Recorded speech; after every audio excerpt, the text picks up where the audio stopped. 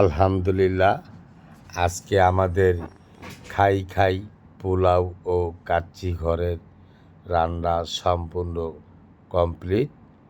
আজকের বাবুচি মোহাম্মদ মানিক বাবুচি এখন বাড়ার জন্য ড্যাগ উপরে ওঠানো হচ্ছে। দেখেন মানিক বাবুচি কি কোদাকুদি করে ড্যাগটা উপরে ওঠার জন্য। অবশেষে ড্যাগটা উপরে উঠে গেল। এখন মানিক বাবুচি প্যাকেজ তৈরি করবে, এটাকে প্যাকেজ বানাবে।